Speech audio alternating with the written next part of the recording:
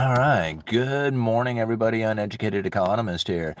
So, in today's video, we are going to be talking about whether or not we are going to be going into a recession and if there is going to be QE as a result of it. Now, this is a question that was asked of me on a Mike Zuber interview that I just did just a few minutes ago. And I thought it was such a good topic that I should come out here and we should have our own discussion about it here on the Uneducated Economist. Now, when we think about recessions, and the worst part of a recession is when everybody loses their job, and that's the key to it. Like, if there is a low job loss environment, then generally the people are not that mad. Right? Like, that's the only way to really describe it. If people are working, then they're like, they're disgusted with some of the things that they see out there, but they're not necessarily that mad about it, right? It's when they lose their job, that's when they get mad. So here you are in a situation in which that job losses is the key to understanding the worst part of the recession. And if the Federal Reserve would conduct themselves in a way in which that the rising and falling of jobs within the economy itself was the key to the inflationary scenario that they were looking for, then generally you would have to have a recessionary pressure come to the economy in a way that would reduce the inflation. So ultimately, the Federal Reserve had a neutral unemployment rate or a neutral employment rate, where the amount of people who were working within the economy, those people going off there, getting that wages, going and buying stuff, and then contributing to the supply-demand imbalances that would eventually cause prices to rise. When you had a neutral rate of employment that the Federal Reserve would be looking at, bringing the interest rates to a level that would increase hiring or decrease the hiring would then adjust the level of employment to then be either above or below the neutral rate. Now, I know that's all kind of confusing, but this is generally how the Federal Reserve would conduct themselves. If they were trying to create an inflationary scenario, they would lower interest rates, corporations would borrow money, that borrowing of money, then hire people, people going to work would then create the supply-demand imbalances through all the extra spending.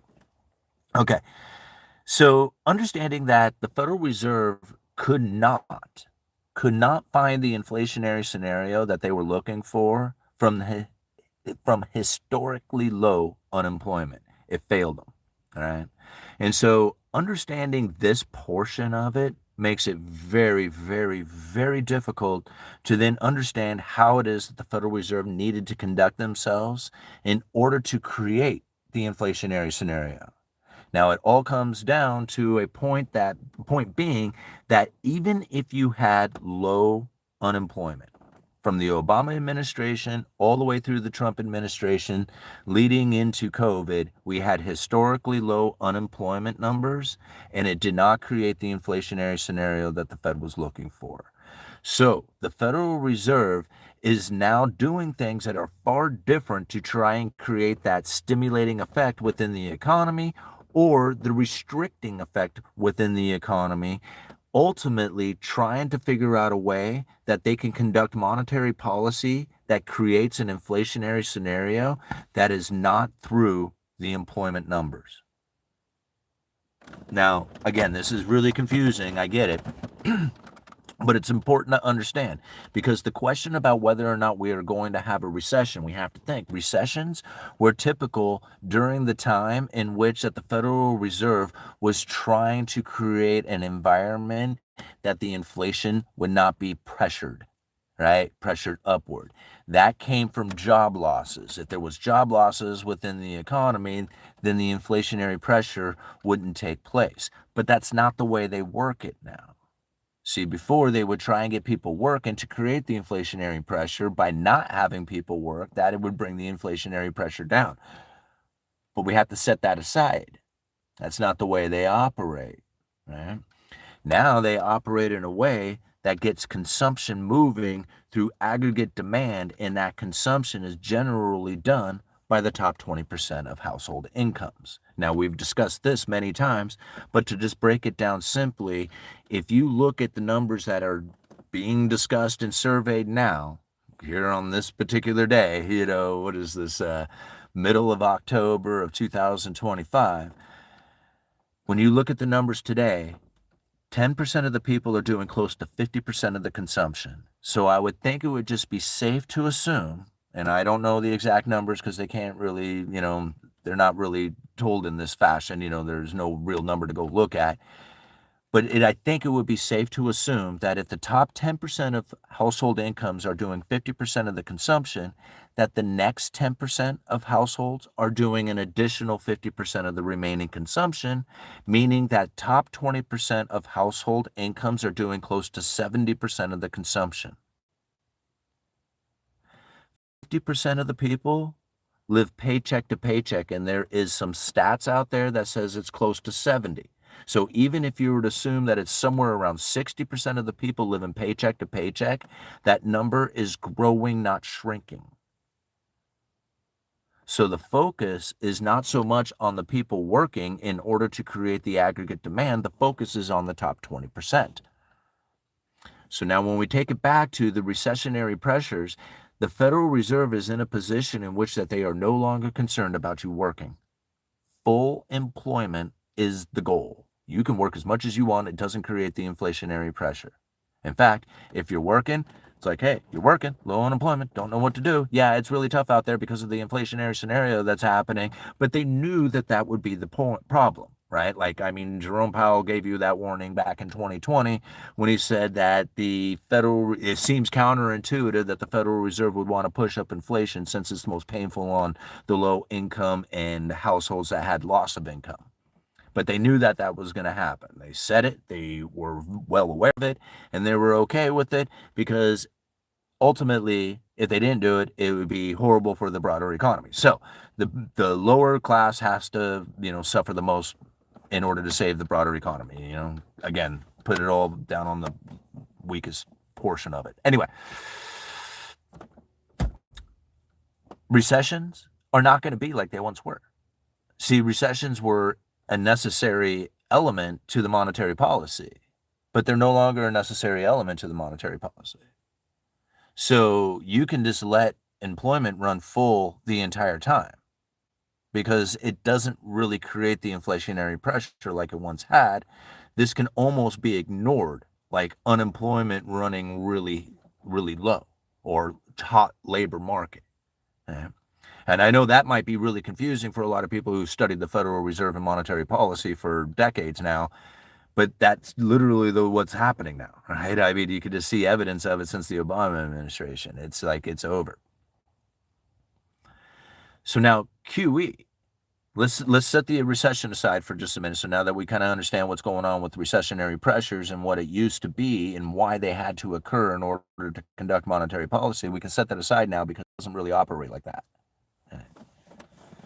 So now we look over at quantitative easing. People have asked that. Recessions and quantitative easing. So QE is the next question inside of it. So let's look at this in a whole different light than what's going on anywhere else other than when does the Federal Reserve actually fire up the balance sheet expansion? Because that's what's QE. When quantitative easing, when they refer to that, that means that the Federal Reserve is literally buying treasury bonds and mortgage-backed securities or whatever assets that they are have the authority to buy. That's quantitative easing, is when they expand their balance sheet expansion operations, right? Or they have all kinds of weird terms for it. Anyway, quantitative easing is generally done when interest rates are at zero. Easing is generally done when interest rates are at zero. Now, when I say that, it's because quantitative easing is essentially a new feature to monetary policy since the great financial crisis, and it hasn't really existed that long as a form of monetary policy. And the reasoning that they used QE is because of something called the neutral interest rate. Now, again, I've gone over this so many times and people just roll their eyes when I talk about the neutral interest rate, but nobody else wants to talk about it, so therefore I have to talk about it all the time in order to make sure that people are aware of it. The neutral interest rate is the rate in which that the Federal Reserve is neither accommodating nor restricting the economy. And the problem that the Federal Reserve was facing back during the great financial crisis is that that neutral interest rate was really close to zero. Now, when the Federal Reserve lowers interest rates, they have to get well enough below the neutral rate in order to stimulate the economy. So again, if the neutral interest rate is the rate when the Federal Reserve, the Fed funds rate, has a neutral stance, which is neither accommodating nor restricting the economy, that neutral interest rate had moved very close to zero. So trying to drop the Fed funds rate below neutral ran into the lower bound of zero, and it did not have a stimulating effect. So again, low neutral interest rate, low interest rate environment with the Fed funds rate, and it was not a stimulating effect.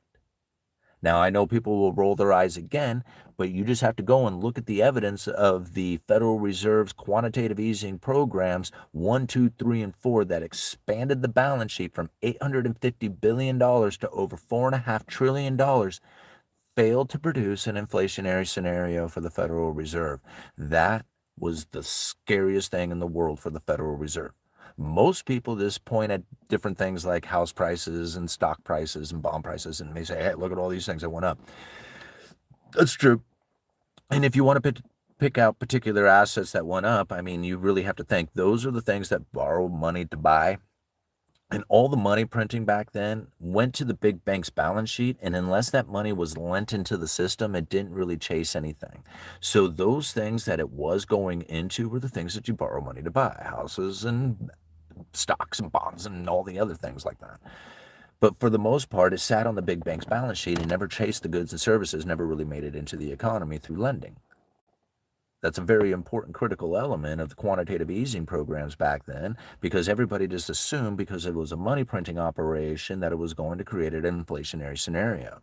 But it didn't create the inflationary scenario. It did create an inflation expectation that was elevated. I know I was one of them. I dumped all my money into silver believing that the Fed was about ready to destroy the dollar, but it didn't really work, right?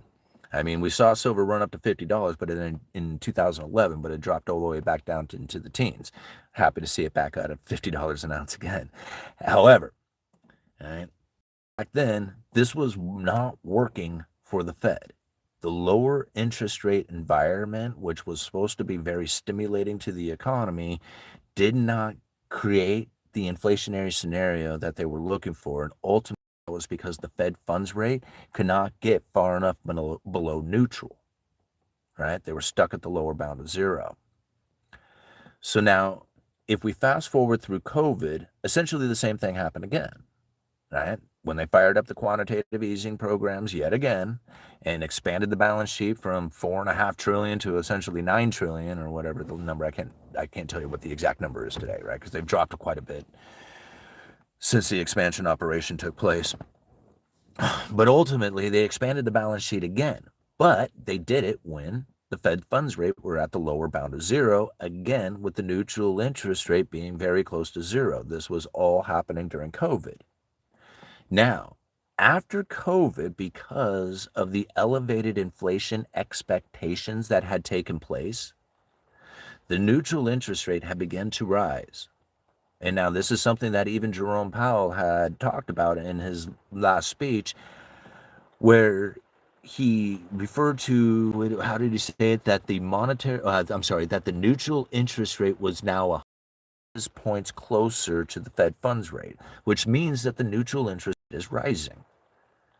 Now, here's a situation in which that nobody seems to really be paying attention to, and since that neutral interest rate is rising, and the Fed wants to be at neutral, at some point, either the neutral interest rate will rise based on the credible threats of tariffs or more inflation or whatever, or the Fed does drop the Fed funds rate to the neutral rate, which again, I know this is really confusing to understand, but once you wrap your head around it, it starts making a lot more sense. If these two can meet up, then the Federal Reserve will be right where they want to be. Low unemployment, neutral stance, right?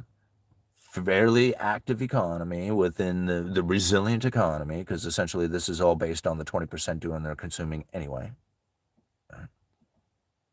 So you can see this is where they want to go. Nothing about expanding the balance sheet can take place if they are going to be above that zero lower bound. Because now they can actually lower the rate below the Fed funds rate, below the neutral rate, in a way that may actually stimulate the economy. Right? I mean, there's no guarantee to any of this stuff, but this is what is taking place. And so if they have an operation in which that they could actually drop the Fed funds rate below neutral, then why would they need to fire up the QE? They can stimulate the economy by lowering rates. They may lower them to zero, but they're going to have to do that first before they start the balance sheet expansion operation. That's how they've always done it in the past. And if they lower it to zero, how far below neutral will they be? Could that actually stimulate the economy? Just the credible threat alone of doing that would stimulate the economy, in my opinion. They wouldn't even really have to move. But if people believed it and understood it and internalized it in that fashion, it very well could operate that way. Of course, they wouldn't see it like the way I'm explaining it. It would be seen much differently, forced to do it by the Trump administration and all that other stuff. I don't know how they would deliver the message, but they would deliver the message in a way that would not be as deliberate as I had tried to explain it. But that's what would happen. All right. Okay. 16 minutes into it. Do we have any questions? Should we give the dice a roll? All Nighter already called 10 on Zuber's interview, so let's give another spin here and see what happens. All right. Everyone's equal unless it's sports or singing, and everyone loves the same. I can believe the love part of it, but not everybody is equal. There is only room for one woman's attitude per house in a housing crisis. Interesting. All right. Overpopulation and labor shortage is a hell of a thing to suffer from. Nobody has high enough vibrational frequency or level of consciousness to know what love is or even be considered human. Eric. Oh, man. Eric the Great, that's it's kind of interesting that you bring that up because it seems like, you kind of understand the whole idea of vibrational awareness and being able to level yourself up and taking on that higher level of consciousness so that you become like, I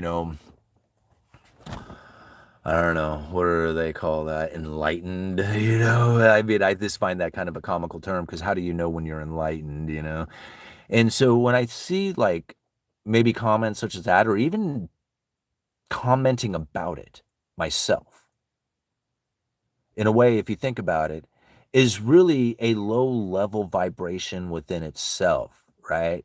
Trying to pinpoint and pull out the fact that other people will never do what I have done or what is capable because I understand it, right? Even if you haven't become enlightened, the idea that other people out there don't do it, it's just like, that's a lower level vibration as opposed to the higher level vibration of awareness that says, hey man, I just have to accept the fact that people just don't do it, right? And that's actually a reflection of myself anyway. Is when I see people who are not doing it and I recognize people who are not doing it, that is awareness within me and a reflection of me because everything that I am witnessing is an illusion of my reality that is based on my consciousness and my thoughts anyhow. Right?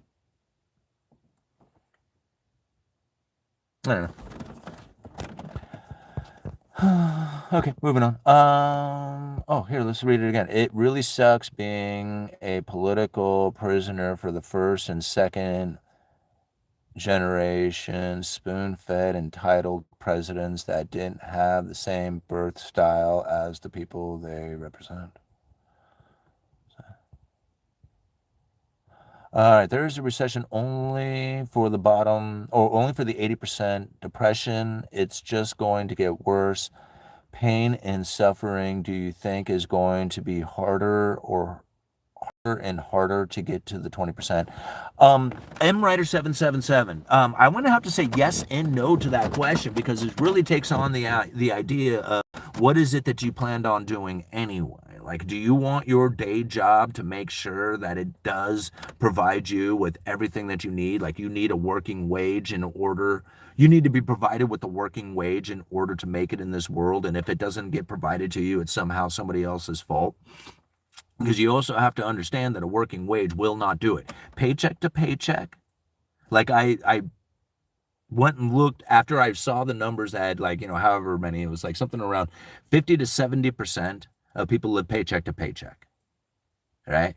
So I don't know what the exact number is, but if I guess it's 60%, that number is going to grow into the future. And so if you can assume that the idea of getting to the 20% is going to be harder and harder, if you are going to use your paycheck to paycheck mindset to get there, you're absolutely right. It's going to be harder and harder. And I don't mean to pick on anybody who has a day job. I have a day job. Like, I work 9 to 5, like, well, I work 7:30 to 4:30 Monday through Friday, right? For an hourly wage. I also do bingo announcing on Sundays.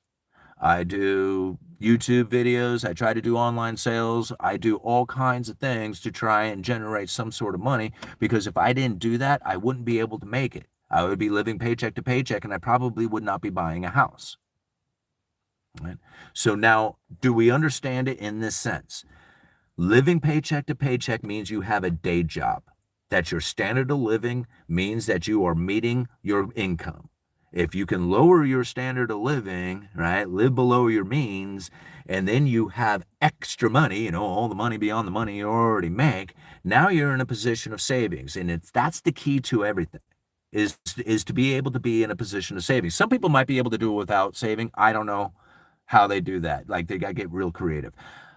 I, for the most part, understand that if I could lower my cost of living, my standard of living, my expenses in life, and increase my income, that direction gives you all kinds of opportunities, right? And so once you have accumulated the ability to be in that position, now you don't look at the world as saying, oh man, I have to have all this income and be in the top 20% of people. That's not true. You can earn $50,000 a year, right? And save $30,000 a year, because you have figured out a way to keep your living expenses incredibly small, right? And, like, I'm not saying that's like for everybody out there. I'm just saying it can be done. And in that sense, you are doing far better than the person who's earning over $100,000 a year and can't save a dime, because those people live paycheck to paycheck too, right? So there's a window of opportunity. Like I was telling Mike earlier today, there's a window of opportunity for people to take full advantage of the situation that we are now in which that there are so many ways to make money. I mean, I just talked about a few of them myself. And now if you have all these different ways of making money and you cut back on your expenses, this is an energy that starts to manifest into multiples. Once you learn this, once you figure it out, once you see it, all of a sudden the world of opportunity is all over the place. You're not looking at all the discouraging situations that we now face. But if you don't want to look at any of that stuff and you just want to say, man, I just want to show up, be dedicated to my job, and, be disciplined in my in my ability to save and all that. There are those options out there, but they are very small and very isolated in their locations and how it is that you're going to be able to do that and consistently do that for your life, for your entire lifetime. Because you have to think, as we move on, I think it's somewhere around 30 years from now, if these stats continue to go in the direction that they are, somewhere in about 30 years, 80% of the people will be living paycheck to paycheck. Now, I know things will change between now and then. Demographics will change, changes to technologies, all kinds of stuff will make things different. And so we may not necessarily see it go to 80% in 30 years where everybody's living paycheck to paycheck. But this is the trajectory that it is on. Right? So how hard is it that it's going into the future? Like, you think about it right now, you get into an industry, like, okay, I'm 15 years old, man. I'm going to make my decision to get into an industry. You type in what industries are actually making it. Okay, you're thinking, okay, I can get a job that gives me the ability to have a decent standard of living where I won't be living paycheck to paycheck. By the time you get there, that job will be a paycheck to paycheck job. Because you got to think about it. If this is the trajectory we're on, 80% of the people will be facing this consequence. It's sad, I know. But at the same time, you also have the opportunity and the ability to do something far beyond just that day job. And that's what's cool about what we have available to us nowadays. Knowing that to be the case, then don't look at the failure, look at the opportunities. I mean, the failure is everywhere. You can see it, right? I mean, you can recognize it in everything. I mean, people were marching all day long yesterday about it. And ultimately, that time can be used to do other things, right? You can complain about the problem that exists out there, or you can recognize the problem and say, okay, how do I position myself to deal with it? You know? All right, moving on. Let's cruise all the way down here to the bottom. Flashing lights numb your brain just like rap music and marijuana. Now, why am I reading Eric the Great stuff? Let's read somebody else's. I just read all his comments. Okay. Walrus. I think Simon's point here is that every generation could have used their generational problems as an excuse to give up. Oh, absolutely. Right? I mean, I understand, like, people who make it important in their life to go out there and protest and, become like, this activist, sort of mindset to try and change the way that things are going on out there in this world. And I totally get it, man. Like, I understand the frustration levels that people have. I understand their want to do something, about it. And when you take it to the streets, I really like that. To me is like, it's probably one of the most American things out there is to take it to the streets and protest. Now, violent protest, I'm not down for because I'm more of a, pacifist kind of attitude when it comes to like all that kind of thing, right? I'm not much into violence. I'm violent behavior, destruction, none of that stuff. Right? But when people are taking it to the streets and expressing their frustration and trying to change the way that they feel is like going to be a better world going into the future and making it better, you have to think, man, this is an awesome world to live in, that we have the ability to actually do that, right? Like, these people can go out there and say, hey man, I just don't like you, and we're all telling you that we just don't like you. That is a beautiful thing to actually have. Now, for me, I don't think that's really changing anything, right? It's just a show of frustration. Nobody like was sitting out there on the fence going, "What does that sign say? No kings?"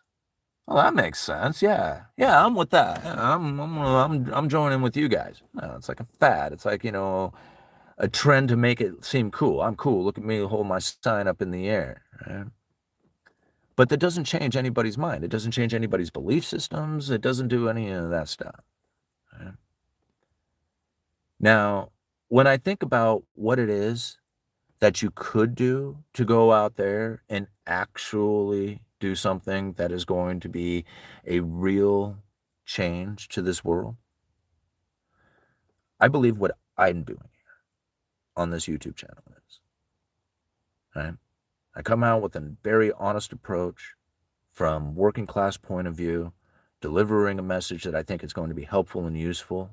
And by understanding that message, that you have a better life because of it. And by just looking at this message, you have a tendency to then question a lot of the mainstream media narrative that is put out there, since I can deliver it in a way that is actually understandable. Right? When I do that, I think to myself, that's being an activist. Right? Going out there with your sign, it makes you might feel better. I tried to do something. Right? I voted for the right person. But are you actually out there doing something to make a difference? Like being out there and showing a sign and say honk for support, as opposed to, do you understand what it means to have the Fed funds rate at the neutral rate? All these people out there who are protesting, screaming pain and suffering and misery, and what he's doing to me is causing my standard of living to diminish, and oh, it's a horrible event, and no, right? And you watch them, they sink into the abyss. You think to yourself, why are you guys doing that? Why are you doing it to yourself? I mean, you don't have to think that way. You're choosing to. You choose to look at that information. You choose to internalize it. You choose to take that marker to that sign and write no kings on it. What is it doing for you besides deteriorating your mind into the belief system that there's no way you can make it? Into believing that there is no options for you or anybody else out there. And then when you see people making it, you think, oh, they're so greedy. I laugh at this stuff. I think, man, what are you doing with your time? You can't get that back, right? Like, you're going to take your time, spend it. Actually, what you're going to do is take your time, go down, earn money, paycheck to paycheck, scrounge up what little that you can, purchase a piece of cardboard and a pen, write no kings on it, and then go out and spend the afternoon marching it around, hoping that there's going to be something that can change so that your paycheck to paycheck job will then give you a higher standard of living. Am I wrong? I mean, if you just admit it to yourself, right? I mean, I know that's the way I used to think. I mean, because I'm pretty sure that's the way you're thinking. It's odd. It's an odd approach. I get it. All those people out there who started screaming all that stuff, they started saying, oh man, he's making my life hard. They're creating an inflation expectation that is elevated, that raises the neutral interest rate, which makes the economy far less restricted for the top 20% of people. People got mad at me when I said that to them, and I was just like, I don't know what to tell you, man. If you understood economics, you understood the economic forces that are underlying, and you understand how it is that behavior within the people's mindset, believing and knowing and thinking and internalizing the understanding that inflation is going to rise and hurt them, is absolutely benefiting the top 20% of people. And if you don't believe it, just look at the inequality that has taken place since. It's growing exponentially now. They gave the opportunity for the people to lower their inequality, to lower the inequality, to put them in a state in which that they had an opportunity to take advantage of the situation to the best of their abilities, and they blew it. There was a moment there during COVID in which that household income or household savings had risen, and that the inequality had, I don't know if it necessarily shrank, but it stopped rising. And it is at that moment that the people could have been making decisions that would have then put themselves in a better way. But they blew the money. They spent it. Well, if they spend it, it's got to go somewhere. Where does it go? Right to the top. So ultimately, anytime you have the government injecting new money into the system, you are going to have a separation between the rich and the poor every single time. And I don't care who you give it to first. You can show it like, oh, look, we gave it to the poor. Look at the numbers. And I'll be like, okay, just give it a minute, right? Because the poor aren't going to keep it, right? They're not going to keep it. They're not going to do something with it that then, because if they were to do something with it that would get them out of debt and put them in assets, they would have already done it before they were poor. Right? They would have done it already. And now there might be a handful of people out there who took that opportunity and did exactly that. They paid off their debt and they started buying into assets. I wonder who that might have been. Oh. Anyway, so when you think about what it is that needs to be done nowadays in order for there to be a good existence for the average everyday person, you have to own it for yourself. You have to go out there and find multiple streams of income, and it doesn't even have to be a lot. That's the crazy part about it, is that most people think that, oh, I have to figure out a way to make $400 a day or something like that in order to match my daily income. That is so untrue. That is the most untrue thing I've ever heard in my entire life, is to put a goalpost of $400 on it in a single day, or else it isn't worth doing, or something of that nature. And I think to myself, that is the most illogical thing I've ever heard in my entire life, right? Because the goal is to figure out how to make $1. If you can make $1, that's all you need to make. You just need to learn to make $1 off the internet, because if you can make 1, you can make 2, and then 4, and then 8, and then onward. Right? And that's the point. You know? Even this YouTube channel, when I've never really thought about it in a way that says, oh, I need to go out there and make money, right?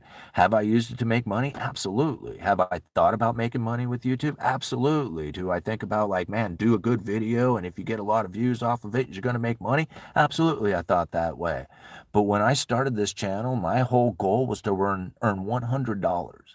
By earning $100, Google would send me the money. That was the goal, to get Google to send me some money. I didn't care what it was. Like if it was $10, that would have been my goal. If it was $1,000, that would have been my goal. My goal was $100 because that's what Google required me to get to in order to get some money from them.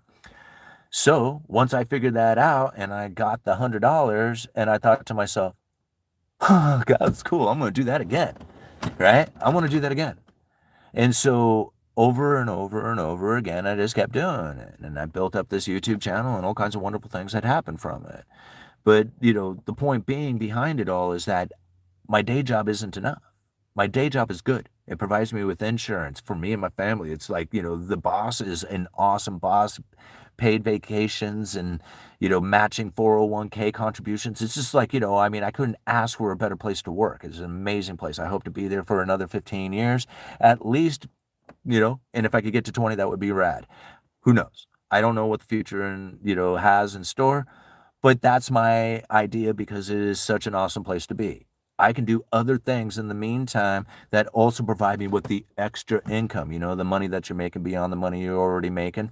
And that's the point of it, is that if you don't do something like that, there are people out there who are. And if those people who are doing that and you get mad at them and call them greedy and say, hey, man, how come you can get a house and I can't? Well, there's opportunity everywhere. Right? I mean, sometimes it has to be built over time. I mean, I've been doing this channel since 2017. you know?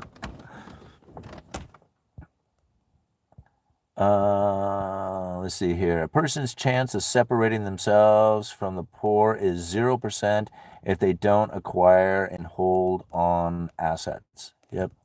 Well, and I agree with that. Like, really, Cantillon described it from hundreds of years ago, so we don't really need to, to reinvent the wheel. He said it.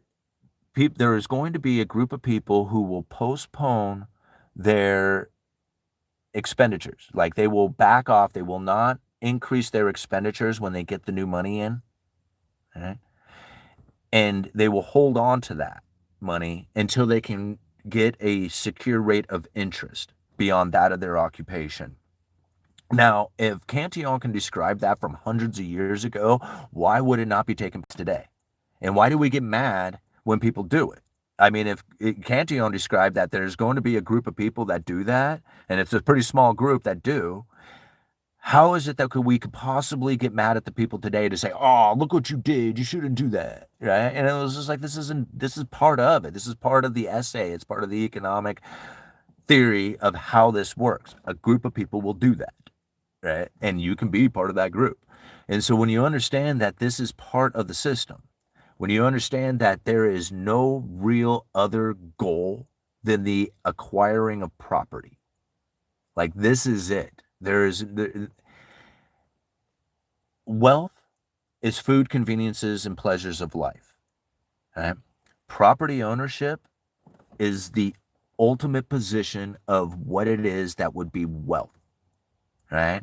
If you were to have anything with property, you are the top, right? How else do I say this? I've met so many rich people, right? I've met a lot of rich people all over the place. They've done very well for themselves. All of them do it with real estate, right? Now, there's a few of them that might have done with stocks and bonds and investments and stuff, but almost all of them have done it with real estate. And so when Cantillon says there's no better evidence of an abundance of money in the system than through property rents and leases that are paid. Right? This is to the property owners. So again, everything is based on property ownership. So when you understand that part of it and understanding how to get there, or that the difficulties of getting there, this is from history. This is how it goes down. Very much so, the concentration of property. Right? And it sucks. And I know people are like, well, we should make rules that, prevent it from happening. I was like, well, that's fine. You can make rules, and you can do all kinds of stuff, but it doesn't stop the underlying economic forces from taking place and making other parts of the economy that much more difficult. All right? Or creating issues within other parts of the economy. I mean, you want to stop the Cantillon effect, or you want to see what it looks like when they attempt to stop the Cantillon effect, just look at most communistic, socialistic countries. Ones that try to take over the manufacturing, the distributions, basically prevent the free market. These are the nations that are trying to stop the Cantillon effect from taking place. And so really, what is the ultimate cause of the Cantillon effect? The move into luxuries. So these nations, these socialistic, communistic nations who show, oh man, we got high standard of living over here, really are on a timeline that gives them the ability to show that, but it will not result in any kind of long-lasting significance to be able to conduct themselves that way. All right? And to know that it's that move into luxuries that does it, that creates the inequality, that creates the separation, that creates the, failure of a manufacturing state, and that those manufacturers have to move to cheaper foreign production. Understanding how that all ends up going down will then give you a better understanding of how to position yourself in accordance for it, right? Because if the government tries to prevent that from happening, you're going to have to start moving into the idea that you want to start a business. You're going to have to ask for ultimate permission to start that business to make sure that it's okay to have that business. That's not the American way. Your skills, your mindset, your ability to compete is what gives you your cutting edge here, right? So, nothing like, I don't know. How do you want to go? Yeah. All right. Angry capitalists. Instead of a voluntary, industrious people accumulating assets, it would be commissaires, commissaires.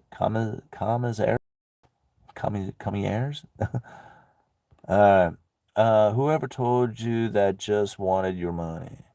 Stack silver, gold, and all right. Yes, I know, all-nighter. You are getting ready for when Trump shuts down the Federal Reserve. He's not going to shut down the Fed. All right. Let's go back down here to the bottom. All right. The less you own, the more poor you are. Yeah, I agree with that. But you also have to think about it. Do you really have to own anything? Yeah, I mean, I I think about it. I don't really like owning anything. I really don't. Everything is maintenance. You have to maintain it. You have to take care of it. You have to insure it. You have to whatever. It's all the stuff is maintenance. What I like is a good view, music, and food. Like that's what I like. Yeah. And everything else is just material possessions and is really not that important to me because it's just another thing, right? It's not really that important. Not for me anyway. And I guess other people, oh man, look what I have. I love these toys that I got. Yeah, that's cool, whatever. So when I think about the Cantillon essay and food, conveniences and pleasures of life, there's nothing in there that talks about anything having like 5 cars or being able to show off all these different things that you had purchased. It doesn't include any of that. When I think to myself, it was just like, man, if you wanted anything out of life, if you wanted anything out of anything that you are doing here, what could it possibly be that you would really want? Like before I started this channel, when I was broke as hell, in debt, drunk, and had no idea what it was that I was going to do, if there was one question that I was asked, what is it that you're going to do or would like to be able to do? And that is just to pay my bills on time. That was it. Right? That's all I cared about. I was just like, man, if I could be in that position, that would be just absolutely amazing. And I could care less about anything else because I couldn't do it. Right? Like, if you can't do it, sometimes something as simple as just paying bills on time seems overwhelming. It seems like, how is it that it's ever going to happen? I just sink deeper and deeper into debt. My credit score is shit. I just like, it just gets worse and worse every month. Right? And when you finally get yourself in a position that says, holy moly, man, I can pay my bills on time. Ooh, I don't want that to end. I don't want that to end at all. Right? In fact, I love the fact that I have cut back so much on my expenses that the more income I get, the more I can deploy that to assets, to investments, to actually taking my family on something that they will remember, right? Building good memories with my family. Those are the things that have become important to me, like, I don't know. Everybody else might have, a whole different idea of what's important and what is valuable and what wealth means to them. But to me, paying the bills on time, being able to collect assets and being able to take my family on, outings to go and enjoy a festival or do something is all the wealth I need. Right? I mean, I don't know what else everybody like. I mean, I'm rolling in it, man. I got all the abundance that I could ever possibly have ever wished for when I was broke as hell. Right? And other people tell me, well, why are you still working at the lumber yard? And I'm like, because it's nice. Cool job. I mean, it's not cool. Jobs suck, but it's a fun job, right? I mean, it's all right. All right. What time is it? 46 minutes into it. 218 people watching, 63 likes. Go hit the like button. If we can get it up to, I don't know, 100 likes by the time we get to the hour mark, we'll keep going. Otherwise, we'll call it quits at 60 minutes. Miles, we've cut back so much that the insane increase in price of ramen this month is making me angry. Yeah. Well, when you know how much it used to cost and how much it costs today, it's the principle of it that makes you angry.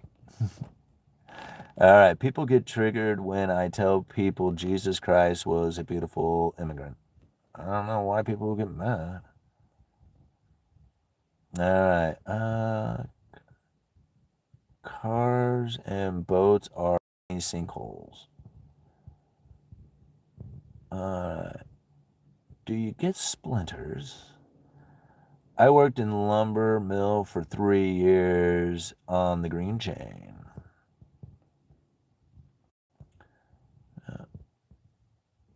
You really don't own anything. This is coming from Bill. You really don't own anything. All your stuff will still exist here when you're gone. You are just granted permission to have the stuff while while you're here. Yeah, I totally agree. That's kind of one of the things that I just don't like.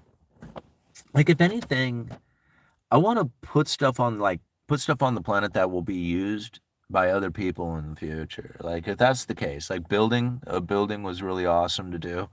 Like, I enjoy doing that. Because, especially when you see like a family move into a house that you have built and they're actually enjoying it and laughing and, doing the whole thing. It's just like, man, that is a great feeling. But ultimately, having stuff is not, I don't know, like, it's not that important to me, I guess. Maybe I just got it in my head. Maybe it's a mental block that I have developed over the years that, I can't afford anything, so I don't want anything anyway. But I really do think about it. It was just like, I would much rather have a pile of assets that are either increasing in value or collecting a dividend or doing something out there that has a return in my future that is going to benefit me. Like, to me, that's exciting. Like, that's what I like. Like, that's what I would like to do. And I don't see the reason to cut away from that, which is, kind of a better move in my opinion, so that I can go and get a car or quit my job. Like, why would I do that? Like, my job is giving me the ability to do all that stuff. I have trouble buying myself new clothes. I've ate enough sawdust to build a house. Ugh, yeah, I've inhaled quite a bit of that sawdust. All right, I know too many people that base other people's self-worth on how much crap they own. Huh. That's the funny thing about self-worth is that the amount of self-worth that somebody has is the exact same amount that somebody else has that believes in them that they have, like how much worth that they have. Somebody could say, oh man, that's a worthless person over there, right? Ultimately, you're calling out the worst part of what it is within yourself that is the worst, that is like that characteristic of that individual that's calling it out there. But if their self-worth is high, right? In their world and in their element, your opinion of them is irrelevant, right? It doesn't mean a thing. However, if you have an opinion of them, of their self-worth being, or of their worth being low, that's a reflection of yourself. And that's what's odd about the whole thing when you start really looking at it in this fashion, because, we're all preoccupied with our own thoughts, man. Like, nothing else out there really matters except for what's going on in our own head, right? And if what's going on in your head is independent of thought of everybody else's thoughts out there, what they think doesn't really have any kind of real impact on you at all. It's the people who think, oh, what are they going to think about me? Oh, I can't drive that. What people say. Oh, I'm not going out looking like that. Right? It was just like, I understand going out looking like a slob, but when you think about what it is that other people are going, or if you have so much importance on what it is that other people are thinking of you, how is it that you could possibly conduct yourself authentically? You can't, right? You just wouldn't be, because you would be dancing around trying to figure out how it is that everybody would be looking at you, because nobody's going to be looking at you the same way. Right? That's, again, is more I study and learn this stuff about how it is that the energies that you carry are going to create the environment in which that you are going to exist in. Carrying an energy of negativity, especially that of somebody else's worth being low. Here's a good example of this. I have a buddy who is not doing well right now, and he, for the longest time, would complain a lot about homeless people, right? Worthless homeless people, lazy homeless people, all addicted to drugs, not doing well, whatever, blah, blah, blah, blah, blah. You'd say all this stuff. Well, now he's very close in suffering the consequences of not doing the right preparation in life, that he could very well find himself out on the streets being homeless. And I think to myself, did you ever once ever have any sympathy for those people out there? For the conditions that they had faced? To understand that not everybody had an opportunity like you did, or have opportunities in life at all. And then on top of it, mentally deteriorated to the point that they don't know how to fix it because they've been in survival mode for so long that they decided that they're just going to cover it up with drugs and alcohol, which just compounds the problem even worse. Did you ever have any sympathy towards that? No? Okay, so now here it is. You're going to end up on the streets and you expect people to have sympathy for you, but you're different, right? You're different from any one of those other people out there who found themselves on the streets suffering the consequences of their realities that they now are, coming to the realization that they made in their own efforts of figuring out how to live their life. They screwed it up. And if you don't feel sorry for some of those people, then, well, maybe one day you'll be on the streets and nobody will feel sorry for you either. I don't look at those people like, oh man, we need to do something, right? But at any given moment, you could do something. Right? I don't know what it is that people need to do out there. I've gone, I've talked, I've asked, I've helped, I've done whatever it is that I feel that I could do, and I do know and realize that there is no solving this problem, especially when you have people who are throwing tons of money at the problem, because it makes the problem worse. It's all in the way we think, every bit of it. I mean, if you think negatively about those people and you think horrible thoughts about them, you think about how, how they got there is like, their own, worthless efforts or something of that nature, you're actually pinpointing and looking at the fear of what it is that you may be facing yourself. Scared of it, calling it names, blaming, giving it reasons and all this other stuff. Understanding how those people got there in the first place gives you a better understanding of how it is that you can conduct yourself so that you don't get there. But to throw accusations and blame around, you know, I don't know how, I don't know, maybe you'll solve something doing that. I don't know I don't know how that works. I don't know how that blame and accusation works to solve problems. I mean, you see it everywhere, but I don't know. I mean, I guess somebody might figure it out. Understanding, respect.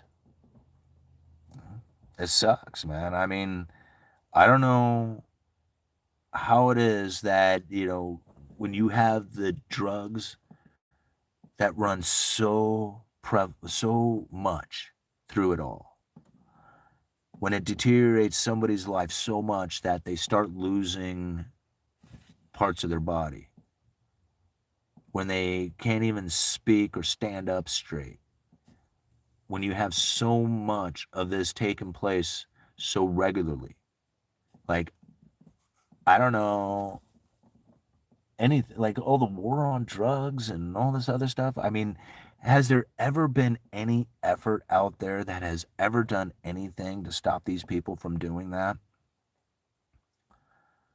outside of figuring out what's going on in their head that was wrong to begin with, that put them there? Because that's the only thing. It's their own decision-making process that sent them down this road. And because they were raised in the condition that they were raised, or experienced the things that they did, or partied the way that they did, and ended up in the condition that they are in, it is no help. There's no hope. All right? There's no money that can be tossed at it. There's no economic changes that can happen. It's all in there, every bit of it.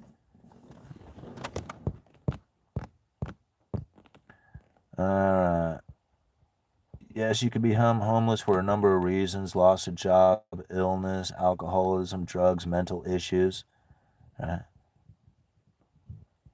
Out where Yui is being homeless would be miserable, harsh conditions, and very little recourse and or opportunities to claw out. And I think that's the problem, Travis. Like, there's a lot of resources in the area. Like, they're very sympathetic, very bleeding heart liberal mindset in the Pacific Northwest area. And it allows the conditions of the homelessness to have like this enabling kind of idea and factor to it. But really, when you think about the conditions in which that it is one of the, like, I live in one of the most expensive places in the entire nation to live. For populations 10 to 50,000, the Astoria, Clatsop County area is one of the most expensive places to live in the entire nation. It's like ranks number 10. So living here, growing up here, and having to put myself in a condition that I could stay here has had this huge evolution to it. When I was growing up, there was one guy who was homeless in Astoria. His name was Lance. Everybody called him $2 Lance because he would always ask for $2 because that's how much it cost for a Whopper, right? For a Burger King hamburger, it cost $2, and so he was $2 Lance, and everybody knew him as that. And I didn't, like, occasionally you see somebody else kind of strolling through that might be, but he was really the only known homeless person. That's when I was a kid, like when I was a teenager, young teenager. And sure, there was other homeless people around, but not very many, and nobody really knew them. Now, there are lots of homeless people, and they're actually part of the community. Like, I know many of them by name. Some of them are very cool people, like my buddy Mike, has this wonderful dog. And he, like, every time I see him, it's like, oh, dude, let me, gotta play with the dog for just a minute, right? And he's a cool dude. He kind of keeps an eye on, a business where he has a car parked and he sleeps in his car. And what is he gonna do? Like, that's where he's at. That's his life. He's a super chilled, cool, awesome dude. I don't think he has any, I don't know, maybe he has some mean intent in him, but I've never seen it. And that's the unfortunate circumstances that he now finds himself in. Right? And I know other ones like these guys, and there's lots of them in Astoria. And this isn't this isn't because Astoria is awesome for homelessness, right? It's because the conditions in which that we had here at one time allowed for a working individual to be able to actually make it in this town. See, I know my wife and I, when we graduated high school, she had a part-time job at the pizza parlor, and I had a part-time job at a lumber yard, right? Both seniors in high school with these part-time jobs, we rented an apartment, and Sarah moved into that apartment while she was going to school and working. That happened. That is literally how my life went down. The day I graduated high school, I moved in with her. We've been together ever since. Hard. It was very difficult. Those first couple of months of making those payments, we had saved up so that we could have that rent payment. And then after that, when we moved out on our own, and she got a full-time job working at the pizza place, and I was working full-time at the lumber yard, it was very difficult. But we made it, right? We paid our bills. We did all the things that we needed to do in order to get through during those times. I can't imagine a couple of kids doing it like that nowadays. Right? Like, I mean, they might be able to pull it off, but for the most part, that's not a very, common thing. I wasn't the only one. There was other buddies who were doing something similar to that, right? Like, they were moving out right away, getting jobs and getting an apartment and moving out, right? And, and I can't, like I said, I can't imagine. It's so difficult right now to try and find a place to rent in Astoria that unless you were teaming up with, a few people in order to get a place and you had savings or something, it's just not a very likely story. Alrighty, guys, you got it up to 86 likes. Thank you so much for joining in on today's live stream. We have 222 people watching with 86 likes. If you had it up to 100, we would have stuck around, but we're at an hour and 1 into it. And we got other things to do for the day, right? What kind of chores do I have lined up for the day? It's raining now, so the stuff I was going to do outside isn't going to happen. I don't know, I got to figure out something to do on the inside, I guess. Do you think tokenization is near? Absolutely. I think it's happening as we speak. I feel bad for the animals. What animals? People ask Simon more questions so he does not leave. Well, all right, I'll give you 1 more minute to hit 3 more likes, right? You got it up to 97. Get it up to 100 likes. All right, mechanics. I'm pretty certain as well that this is engineered. That what is? Like the whole economy and everything? Like, I don't know. A lot of people say, oh, this is engineered, and it's just, I don't know, maybe, I don't know what you guys are talking about, but, people said that it's so designed or something of that nature, and I'm like, if the people decided that they did not want to or would accept fiat currency back in 2013 or back in 1913, even in 2013, it doesn't matter when, but back when the Federal Reserve came into existence and those Federal Reserve notes started floating through circulation, there could have been a time in which that people said, I'll accept everything else but that. All right? But they didn't do that. And so whether forced to or choosing to just deal with the situation like they didn't have a choice. Like, here's what's funny about it is it's like, okay, why are you guys introducing the Federal Reserve notes? So you can eat. Well, I don't like the idea of that. So you don't like the idea of eating?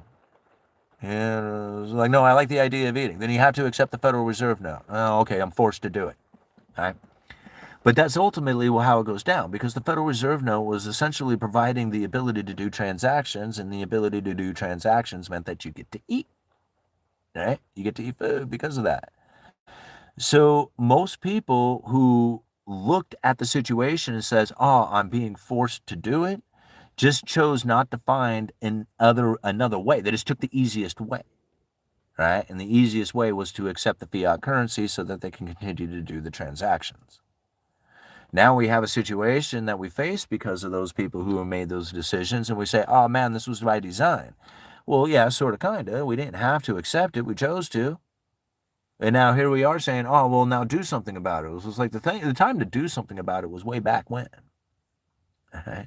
So you can't go and say, hey, do something about it now when the thing to do was, 100 years ago. You can change anything you want about the way that you conduct yourself. You want to be on a gold standard, go for it. There ain't nobody stopping you. You can be on a gold standard all you want. You can convert every dollar you have, every asset you have into gold, and you would be on a gold standard all by yourself. I personally don't think that that's a good or smart decision, considering that the rest of the world isn't on that. Right? And as much as you wish and hope and dream and pray that they would be, they probably won't. Right? So you can hold gold and silver and consider it whatever you want. I do, and I consider it an insurance policy. So with my insurance policy, I'm able to sleep at night. I can think about investing into other areas, knowing that I have something that is safe and secure away from that third-party risk or claim. Excuse me. So with that in my mind, I can then participate inside of the system in a belief, in a reality of the situation that says, yeah, I don't like it, but you know what? It's not for me to like or dislike. It's for me to deal with. That's what it is. And so now when I think about it in this fashion, I give it a whole different kind of meaning, right? Like instead of the way it should be or could be or anything else like that, I think about it in a way that says, well, I'm going to participate in a 401k. Not because I think it's the best decision for me to make as any other decision out there. I do it because it's an opportunity. And with this opportunity, I have employer match contributions. And something very interesting that I don't know if a lot of people have ever given their 401 consideration for, but you can borrow money using your 401k and pay yourself back. There's a little bit of fees and, expenses that kind of go with it, but for the most part, you're paying yourself back all of it. Right? All of a sudden, you're your own bank. You're your own central bank. You don't need to participate in the loan giving process from some, bank out there or some entity. You can do it you can do it for yourself if you position yourself like that. I mean, I use silver in essentially the same method. I borrowed money using silver as collateral. I sold 10-ounce bars of silver to a guy for $30 an ounce, and then the promise to buy it back at 33, a 10% interest on a loan. Now, when I traded that silver, spot price was at $30. By the time I was buying it back, silver spot price was at 40, and I'm buying silver at 33. It works. If you know how to participate in the system works. You just got to make it work for yourself. You got to make it work for you. And if you want to live in an old mentality that says, well, I got a day job that makes me live paycheck to paycheck and they need to do something about that, you're going to get left behind. You get left behind. Thank you guys for hitting that like button. We got it up to 122. Well, thank you for hitting so many likes. We're going to continue on for a little longer here just because you guys came rushing in and with all the likes to save the day. All right. I didn't get serious about investing until my mid-30s. If any of you get this and are in your 20s, I tip my hat to you all. I totally agree, Jeremy. Chance favors the prepared mind, and I've had time to prepare, diversify. Jeremy, thank you so much, and I totally agree. The younger you are, like the youth is by far the greatest gift an investor could ever possibly have. Like they got a tool in a position that nobody else has, and that's the ability to take advantage of compounding interest. I say it all the time. Man, what I wouldn't give to be young and understanding what it is that I could do in order to position myself accordingly, taking advantage of compounding interest at the earliest start that you could possibly do it is it. Like, really, see, the coolest part about it is that most people don't think about investing until, like you said, into your mid-30s. For me, it was like almost mid-40s, really, before I was able to do anything like what I feel is kind of real, But if you think about it, if you start young, like really young. If you're like 20 years old watching this, and this is the only message that you actually receive from it, you really have to think about this for just a minute. You can start at 20 years old, contribute a small amount, right? And just kind of be regular, $50 a month to start. As you progress through it, you will increase that monthly contribution. If you do this very simple task, very disciplined task for your entire life, and you put it into something that has a decent rate of return to it, you will be just fine. You will do well. The point being is you have to be young to start it. You can't wait to be older, because by that time it's too late. You can't take advantage of the compounding interest in the same fashion. You have to be young, you have to start, you have to be disciplined, and if you do that, you can pretty much be a dumb shit your entire life. Screw up all kinds of stuff. As long as you do that, you'll be all right. Right? I mean, don't go too deep into debt so that you can't pay your debts off. But if you stay out of debt and you contribute to that, you can really screw up a lot of stuff, and then not be punished for it. My buddy, he's getting punished right now, and I don't know what he's gonna do. Like, he's an old man. He's hobbling around like he can hardly walk. He has no idea where to go to get anything from any kind of resource or help from anybody. He's completely helpless. All right. He never lived a life in which that he tried to stay current, or even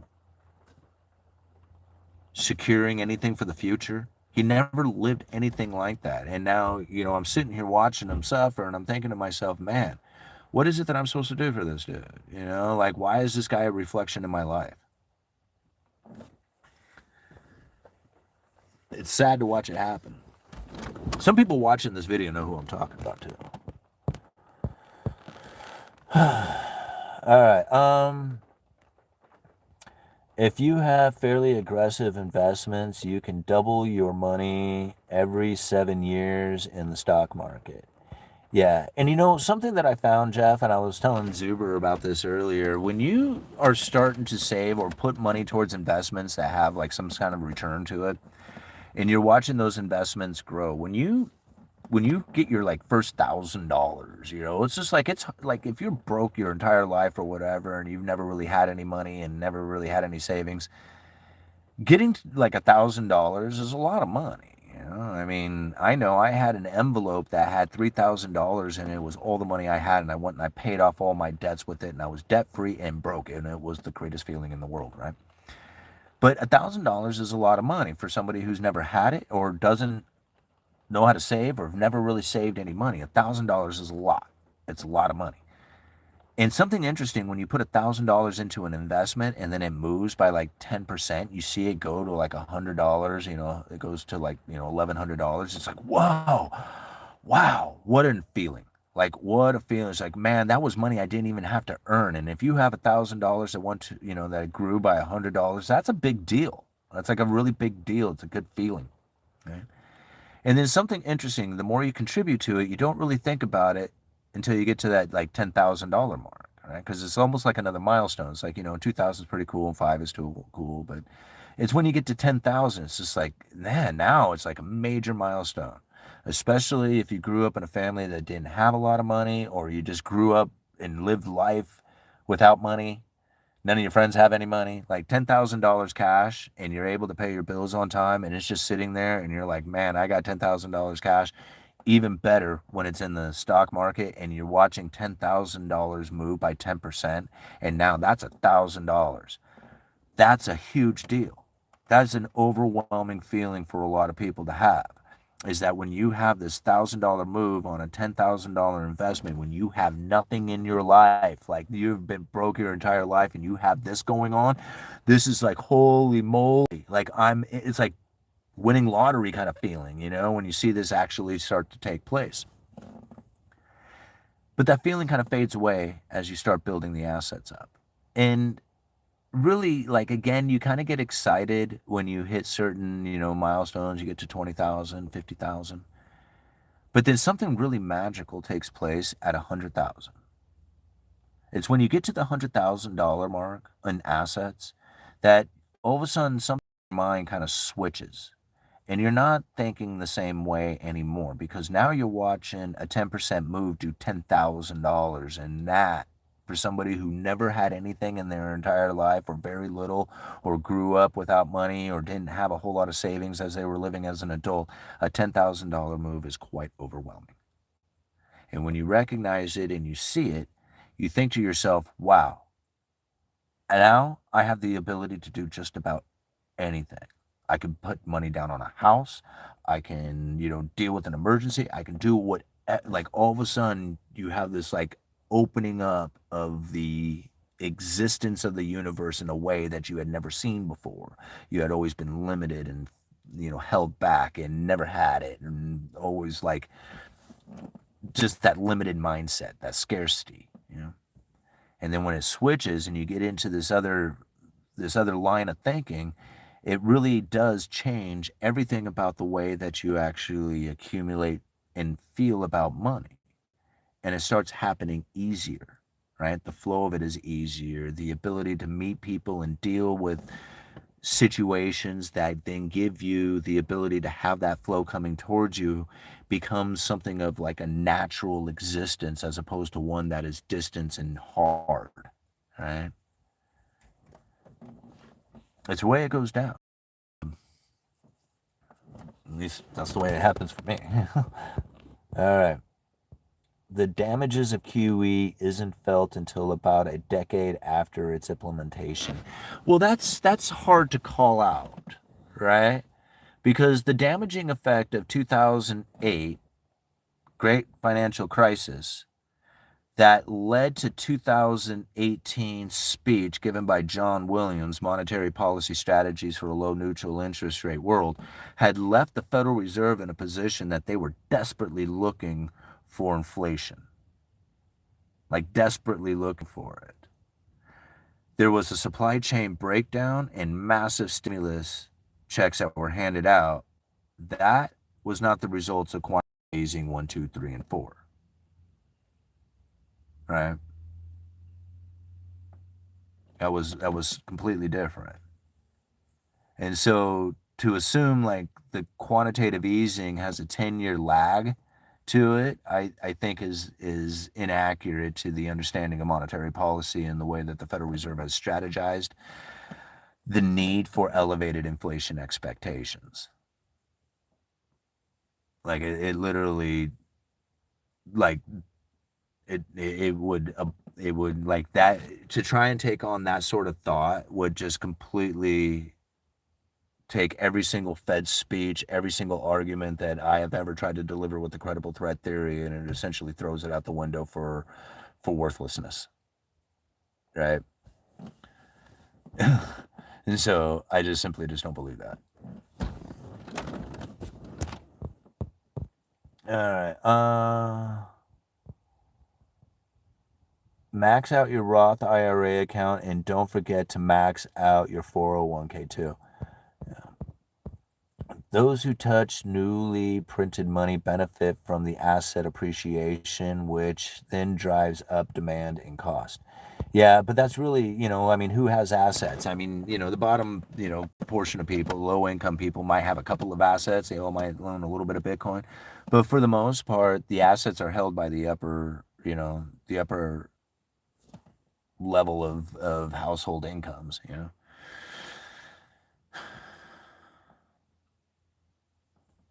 We can discuss it all day.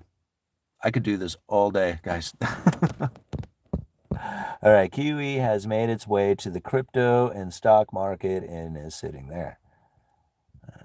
My son's company does a 100% 401k match, and it took me 3 years to make him realize why he should take advantage of that.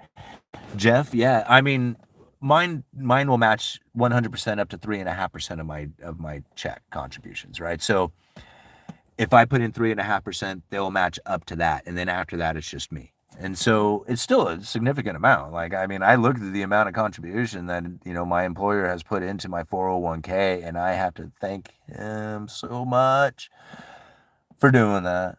because it's a lot of money, right? Over the years, it's been a lot of money that he's put in there, and I didn't have to earn it. It's like free money. That's why I don't understand why more people at work don't take advantage of it. It just drives me nuts. I'm like, guys, it's free money. It's just sitting there, right? And they're like, yeah, but it's, you don't get it. You don't get it until you retire or whatever. I need the money. And I'm like, if you just stacked it up in there, you could always borrow the money, right? You could borrow from your 401k. Yeah, you have to pay it back, and otherwise you got to pay penalty fees and taxes and stuff like that, withdrawal fees. But you can borrow against it, and it all goes back to you. It's like you're your own bank. So just put it in there, save in there, and then borrow the money against it if you ever need it. Yeah, you have to pay an interest, but the interest goes to you. And so that's what's awesome about it. Learning it and knowing it and dealing with it in that fashion then doesn't give you that feeling of, oh, they're going to take it from you, and you're scared of it and stuff. I mean, if they do that, man, that would suck. But that's not all I have. Like, I have more sitting in my own, like, online brokerage account, buying stocks and stuff like that than I have in my 401k. I have more in Bitcoin than I have in 401k. I have more in, other things than I have in my 401k. So, over time, yeah, hopefully the 401k will be something really significant, but it's not that important to me because it's not that big of a position inside of everything that I got going on. I mean, so it is important, but just like, it's not that critical if all of a sudden they're going to be like, I'm going to threaten you with your 401k, and I'm going to be like, you can take that and shove it right over here. I don't take threats,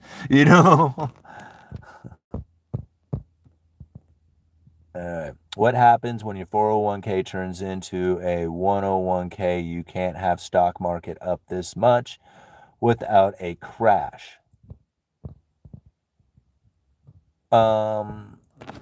Again, like my concern level, if a stock market crash takes place, then I'm in positions in which that other things will do well. Like, I don't know about you, but I have no expectations of any one thing succeeding in doing it for me. Like, people are like, just buy Bitcoin and forget everything else. And I was like, I own Bitcoin. I want to have one Bitcoin. That was my goal. I want one whole Bitcoin, and I'm not sure even why I even chose one to be my goal, but it's just one as where I was shooting for, right? So I want one Bitcoin, a dollar cost average into it. Maybe one day I'll have it. I don't know. But other than that, like, people are like, oh, it's going to be worth $10 million someday. And I'd be like, ooh, that would be cool. that would be neat, man. All of a sudden I have something worth $5 million. That would be neat, right? I don't expect it to do that. And if it did, that would be cool. If it doesn't, yeah, okay, whatever. Same thing with the gold and silver. It's an insurance policy for me anyway. So if silver goes to $500 an ounce, I might sell some. Like at that point, I'd be like, yeah, okay, cool. But at $50 an ounce right now, I'm not that excited about it. Right? I mean, it isn't that important to me that it's at $53 an ounce or $43 an ounce or $23 an ounce. In fact, I'd rather be at 23 so I could load up more on silver, considering that I don't like buying it when it's at its all-time high. So at this point, I don't even get to stack anymore. It kind of bums me out. All right. Reason why people don't put money in their 401k is because they think the value of $1 in 1990 versus purchasing power of $1 today. Now think about the purchasing power of $1 when you retire 30 plus years. Okay, so my 401k has gone up like 17% this year. Is that a loss of purchasing power or a gaining of purchasing power off of that? Like the dollar itself, I get it within it, like, $1 from then to $1 today. But I'm putting $1 into something that is growing over time. Like, why wouldn't you want to do that? And then, not to mention, it's not even growing over time by 17%. I'm getting a certain chunk of it that is matched, which is a 100% gain. Like, I mean, that's an instant doubling of your money. It is the craziest concept for somebody to not do. To instantly double your money. Why wouldn't you do that? Like, that's not a loss of purchasing power, that's a gaining of purchasing power. You know? 30% in the last 5 or 8 years, right? Silver miners got slammed. Do you want to hope they turn around? No. I don't want to look at silver as any kind of means of money that I need. I look at it as an insurance policy that I hope to never need. Yeah. Like really, I honestly hope that I never, ever, ever have to open up my box of silver as a need. Now, I used it as a tool of utility in order to secure the loan to buy the Suburban. I had every intention on getting that back. Like every intention on it. Gone out and bought the Suburban, but I didn't want to give up my cash position because most of my assets anyway. And I just wanted to have the money on hand in case something came up, right? You don't want to get caught short. So I knew I could buy the Suburban without any problems with it. I just chose to use the silver loan ability to make it easier for me to not have to come up with all the cash right away, and I get to hold on to it, in case of something else. Emergency reasons, All right, more money is in existence, increases the probability of price inflation. Money doesn't need to be spent, but there is always incentives and temptations to do so. Yeah, I kind of agree in that fashion.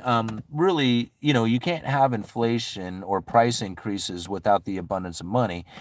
But the abundance of money and the velocity of that money can cause an inflationary scenario without necessarily increasing the money supply. You can increase the money velocity and it has somewhat of the same effect because it's the amount of dollars chasing goods and services and the amount of injection of money or new money coming into all channels at the same time, because that's really where the key to it is that you can create all this money, but if it only enters a small channel of people who are able to deploy that money, then it's not going to create the inflationary scenario like a broad stimulus package where all this money was distributed through all parts of the economy at the exact same time. So as it entered all channels at the same time, and you have the supply chain breakdown, inventory, was essentially wiped out and wasn't refilled. You had the supply demand imbalances, and everybody says, "Oh, inflation's everywhere all at once." And it was like, yeah, kinda, but it's gonna go away in lumber here real soon, and nobody's gonna know how to explain this. You know, except for except for one guy. All right. All right, Felix the Cat 69. Thank you so much for the $5. GMUE. I guess that's good morning, UE. I'm planning catch up right now, so no questions for you. Hit you up later. We'll ride on, brother. Anytime. Thank you so much for the $5 super chat and all the support for the channel, man. I really appreciate you. All right, Brian. Had friend of a friend to cash in silver bars last week. Dealers weren't buying. To me, that's a serious signal. Brian, I totally agree with you, man. See, this is the problem that I am having right now with the whole use silver to protect you and all this other stuff. When it comes time, when I needed silver, it worked. But then again, I wasn't in the same situation that everybody else was in at the time.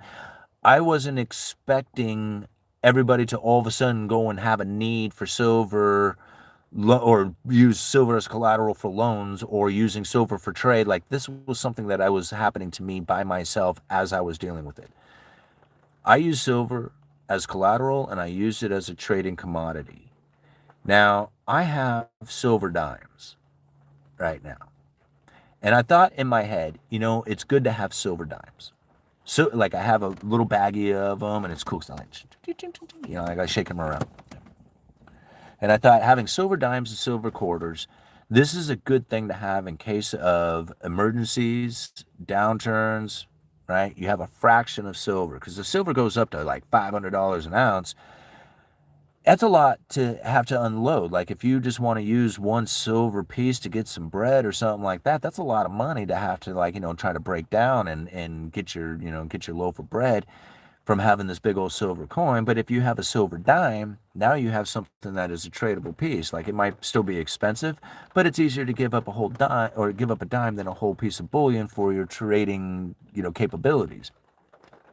all that begins to fall apart if the dealer doesn't take silver, right? See, now, I didn't have plans to unload my silver when it gets to this particular number like a lot of other people did. I didn't look at my silver dime saying I can get this from the dealer at any given moment. Right? I never took on that idea. So it's not a concern for me to see that the bullion dealers are now like very cautious about what it is that they are taking in, knowing that there could be a drop in price almost instantly and they'll be caught having purchased expensive silver. Silver refiners not taking it in means that they're, going to have the same backlash all the way through, the retailer all the way down to everybody who's in the game. And so when I think about that, I almost kind of laugh in a sense that says to me, why were you buying it? Were you buying it to try and make money? Because silver bullion, the actual physical item, is difficult. You got premiums to pay on both sides. You got to store, you got to protect, all that other stuff, transport it. Making money off of that is kind of a little difficult unless you have an extreme price move. And then when you do, here you are not able to sell it right away, or have difficulty selling it, or not buying particular pieces from you for a particular reason, only wanting certain ones. And so again, this isn't exactly like easy or beneficial or useful in that condition. Right? It's just like all of a sudden it's a very frustrating thing that has taken place. So for me, it was just like, well, I don't have that problem, right? Because I have no intentions on selling it. If it went up to $500, I'd figure out a way to unload it because somebody's paying if it's at $500, right? So again, when I think, what is it that silver is supposed to be doing and what was it that I was planning on doing with it anyway, seeing this taking place with a lot of these bullion dealers or with the market refusing particular pieces or just refusing to buy in general, that is like, I'm like, yeah, figured as much. I didn't know that was going to happen, but, I figured it would be something like that would end up taking place. Because it's never as good as anybody ever wants it to be, It's like it's the same thing on the opposite side. When it drops down to like, $14 an ounce and you go like, oh man, I'm going to buy up all this silver. There ain't none to be had, man. Oh no, I'm sorry. We had plenty of silver last week, but it's all gone. We don't have any silver to sell anymore. Not at $14. Hell no. Right? Same thing. It's just on the opposite side. All right. True, but empires average 250 years. Uncle Sam's birthday is next year. The problem is that dealers have a short point of view about silver and gold, but you as an investor should have gold and silver with a long-term view. Pedro Diaz, thank you very much for the comment. I agree in the sense that it's a long-term view, but it's also, what is it that you expect it to do? Like, if you want it to make you money, why don't you get in the ETFs instead? Because it's going to be a hell of a lot easier to get in and out of an ETF than it is out of the bullion itself. Or, even better yet, to be in the miners, right? Like, people are saying, oh man, these miners are going to take a hit and all this other, like, a very odd game. I don't know if I necessarily want to play in it. I had a conversation with some guys yesterday who love that market, love that game. And I will share that interview with you guys so you guys can follow them and get all the information from them about what it is that you need to do in order to have the best position inside of the silver game or the miners game or whatever it is that's going on out there. But to try and, use the silver position to make money as far as the physical one, I think that's difficult, and I wouldn't necessarily play that way. However, using it as an insurance policy works to me, it works every time. Like, it worked every time for me, every time I needed it to, All right. Do people really think the government is coming back? What do you mean coming back? Where do they go? They have only gotten bigger and more intrusive. How are they, like, where do they go? Of course they're here. I mean, coming back to, like, they're going away? Like, God, that would be awesome. Oh, man, I would love that. They ain't going anywhere. They're just going to come be more intrusive, more war, more debt, more separation between the rich and the poor. The government isn't going anywhere. All right. Okay, I believe commercial real estate is toast. I have metals as a down payment when the time is right, or at least a collateral loan against the property to expand business. Yeah, if you can find the right people, if you can use it, if they allow you to use that silver as collateral. I mean, what's really interesting about silver comparatively to gold is that, like, I even talked to a guy who was selling a business the other day, and I was just joking around with him about how much he was selling the business for, and it was actually pretty cheap. He said, $50,000, and I'm like, "Oh, will you take partial trade in precious metals?" He goes, "Yeah, I'll take gold." I said, "No, silver, man." He's like, I don't know." And I'm like, "Well, why not? You'll take gold, but you won't take silver?" And it's just like people just have a mindset about gold differently than they do silver, which kind of makes sense. I mean, gold is really more like, you think about it, most of the gold gets pulled out of the ground and then goes into storage. And silver gets pulled out of the ground and goes into industrial use, right? Like 50% of it gets consumed. So it's really, a different kind of metal, and the understanding of the metal, especially when it comes to people who aren't necessarily really like into the game in thinking of monetary policy or anything like that. Like, they just hear gold, and gold is like, yay, okay, and silver is questionable. Anyway, I'm in tech. Silver used way more, especially into the AI bubble. What time is it? Hour and 36 minutes into this thing. Okay. Well, this was a lot of fun, guys, but I don't know how much longer we can hang out here for. We got to go and do some stuff with our day before we go and call bingo. Do you think the bottom 80% will split into two different societies? The top 20 will be like gods. I think it's already kind of done that. I think it's already kind of there. Um, Not just in like the day-to-day people that you interact with, but literally in the areas in which that they live. You know,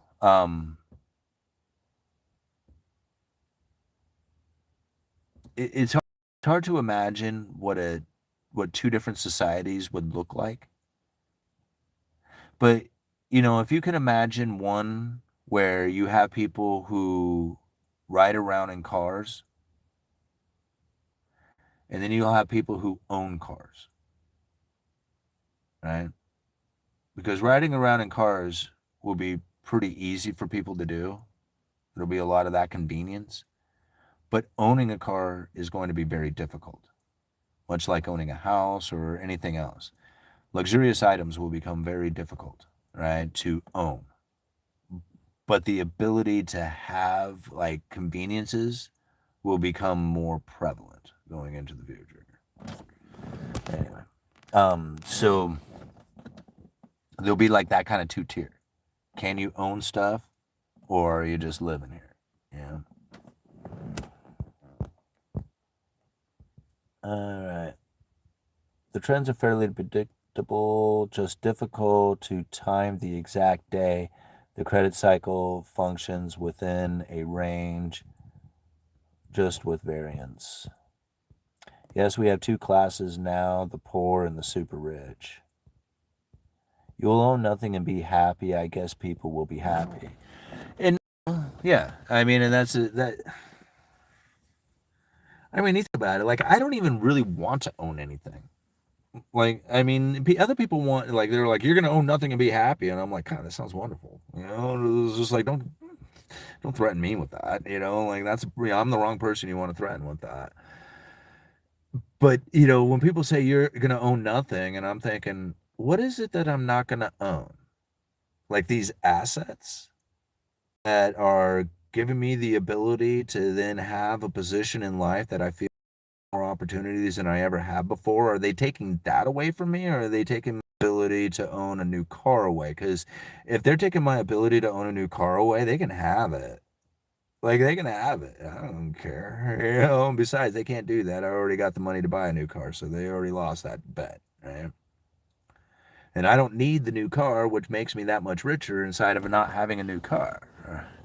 And so, like, the whole you'll own nothing and be happy, and I'm like, doesn't sound, I don't know what the hell people are arguing about. It sounds great. I mean, somebody else wants a bunch of stuff, not me. I want to own the assets, and I want to have a secured rate of interest beyond that of my occupation so that I can do whatever the hell I want. That's what I want. Like, I don't need to own stuff. Material possessions is kind of like the last thing on my mind.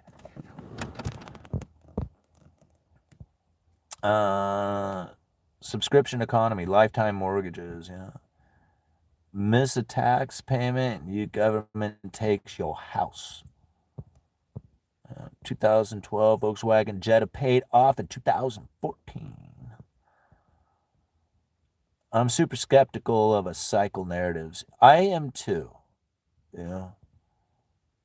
Most people don't own their stuff anyway until the bank note is paid. You don't own it.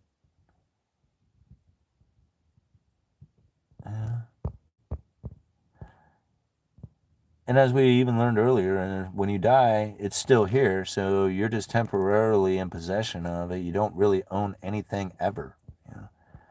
I can build a car, unless they bury it with you, but then even then somebody could dig it up and take it. All right, I can build a car, but I can't build a house unless maybe it has wheels on it. Yeah, Bill Trader, and see, that's just the thing. You're one of very few people who would actually be able to do it, right? You couldn't put a car together. There was a time when lots of people would do that kind of thing. Lots of people would build houses. Not a lot of people build houses nowadays. In fact, I met a guy who was just like, oh yeah, we're just picking up the faucet so the plumber can put it in. I'm like, oh, do you have like, a new kitchen or something, done or whatever? And he was just like, no, we're just replacing this faucet. And I'm like, a kitchen faucet? You hired a plumber?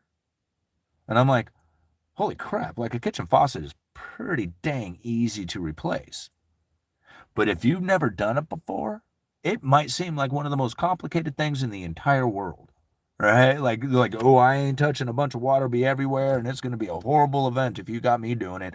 I just much rather have the plumber come in here and just make it right, and I'll pay him and walk away. All right? And I'm thinking, holy crap, man, that is an expensive thing that easily can be done by yourself. Right? Like, I mean, that is an easy install. But again, I get it. Like, I mean, I can change an alternator out. I can, put a starter in the Suburban or something of that nature. But I ain't going to be digging into the engine to replace head gaskets or something like that. That's not going to be something I do. And so I get it. That's for somebody else. Replacing head gaskets, like, oh man, you can no time at all. It ain't that hard. It's just these bolts and whatever. And okay, great. That's the way I feel about the faucet. Same thing, only different.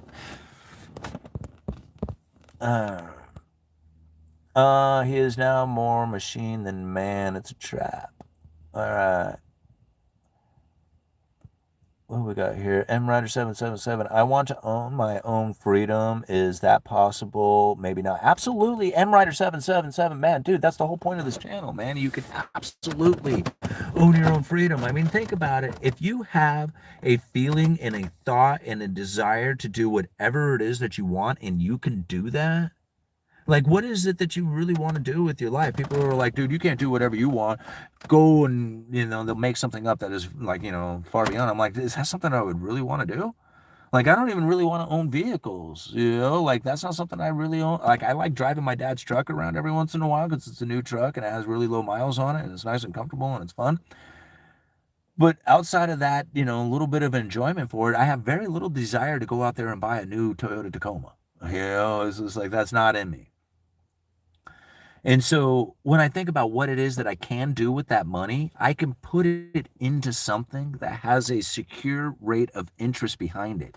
I mean, you think about it. If you saved up enough in bonds, in the U.S. Treasury bonds, you can get a secure rate of interest directly from the government. People don't want to trust it. They say, don't trust the government, don't do all this other stuff. And I'm like, okay, don't trust them and put all your money into cash and gold and, sit around and wait and hope that somebody will come to you with an answer. Right? Like you got to figure it out some way. There's dividend paying stocks, there's bonds, there's businesses, there's rental properties, there's all kinds of stuff out there that will give you a secure rate of interest or a secure return. Right? Rental properties aren't that secure. I mean, the renter could lose a job and not pay. Bonds can default or crash on their own. Stocks, the same thing. There's no guarantee for anything out there, but there is a guarantee that if you don't play, you won't win. That's guaranteed. Huh? So if you don't play, there's no way that you'll ever find that secure rate of return. And you might fail at it at first, but that's kind of the price you pay for learning. Like if you go and pay for an education, you don't get that money back until you actually use the education for something. Well, that same thing when you fail at, you threw a bunch of money at something and you failed. And you're like, dang, I learned a lot by that. Don't do that again. And then when you don't do that, you get the money back. It's just like, you've got to pay for education one way or the other.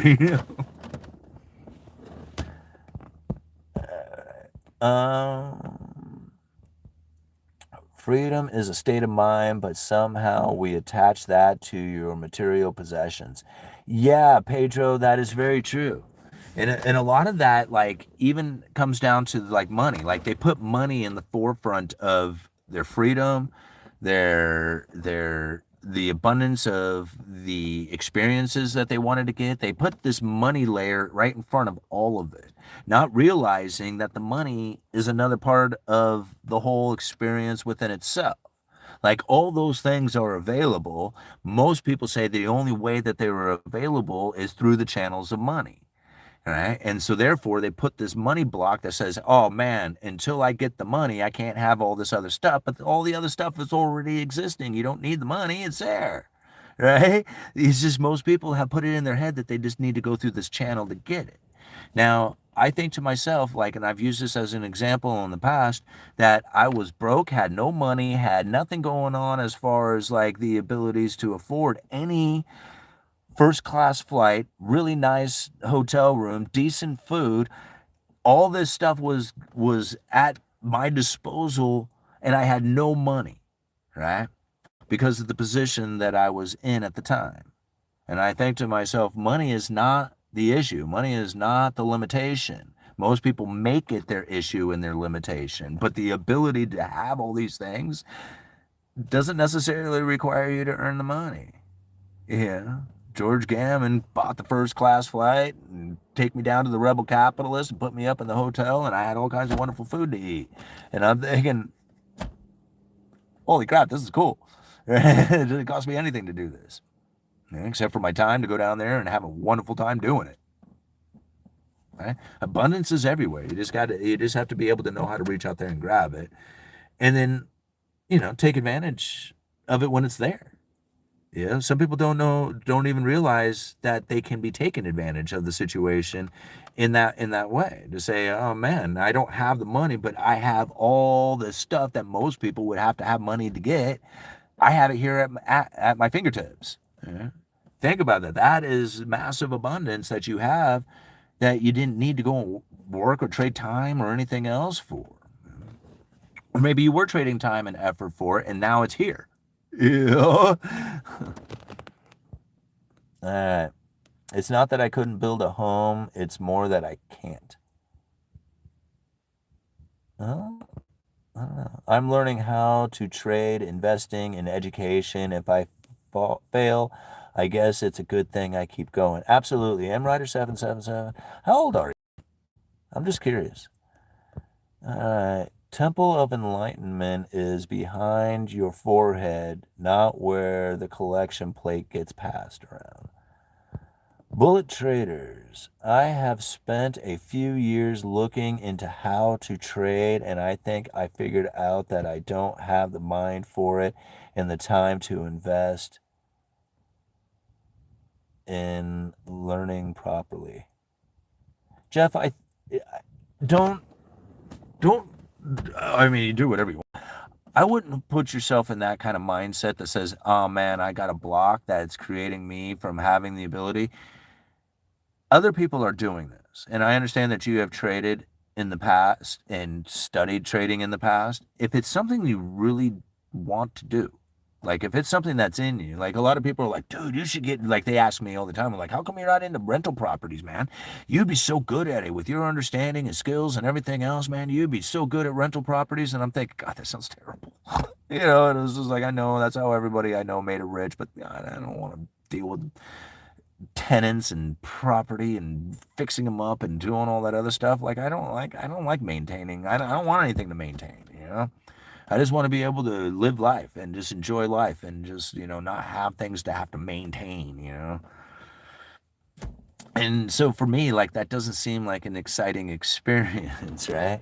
But for other people, it's awesome. And that's all they ever wanted. And that's all they want to do. And maybe at some point in my life, I'll find the right property and then I'll get into it myself and I'll really realize how much I enjoy it too.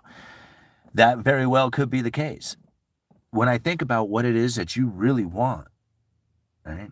You shouldn't let things stop you. How many people want a YouTube channel? A lot of people. Every time I say, man, what's stopping you from making a video tonight? Oh, I'm not ready. Why not? All right? Why not? Why not today? I mean, the day that I started this YouTube channel literally came from a girl putting her fist on my desk and telling me, dude, nobody here understands anything you're talking about. You need to start a YouTube channel or a blog or something. All right? Like literally, okay, grabbed my phone. I went down and I started the vid. I made an introductory video to the Uneducated Economist and uploaded it. That's literally how this channel started, was that day when that chick, Brittany, Miss Brittany, who's a tall, like, farm girl with long blonde hair and rides horses around and stuff like that. She's kind of tough. And she just, like, literally, she came up and she looked me dead in the eye. As I'm sitting there on my desk, I'm looking at her. And she says, listen, bro, you need to start a blog or a YouTube channel or something because nobody here understands anything you're talking about and you're driving us crazy. And I thought to myself, oh man, yeah, I bet I have, and so I did. I literally grabbed my phone. I went down. It was a used iPhone 6, right? That I bought it for, I paid $100 for this phone. Took my used iPhone 6, went down to an Oldsmobile Aurora that I paid like, I don't know, $600 for or something. I forget how much I paid for it. I went down to this used Aurora, fired it up, the camera, did an introductory video to the Uneducated Economist, went and uploaded that video, and that's what started the Uneducated Economist channel. Was that day.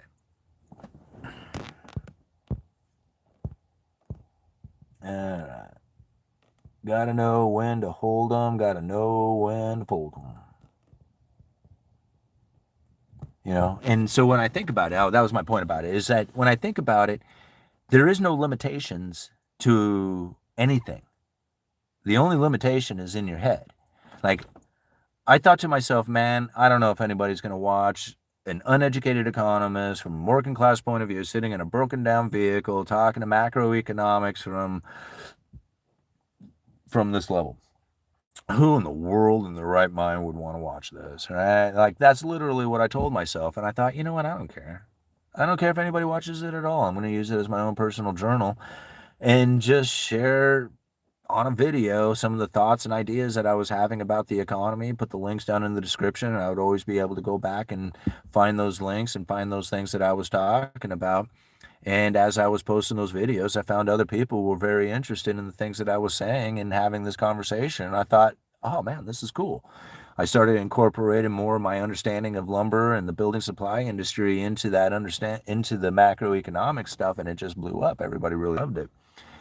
And so as I was doing the videos, I thought to myself, man, I need to do this in one shot, no edits.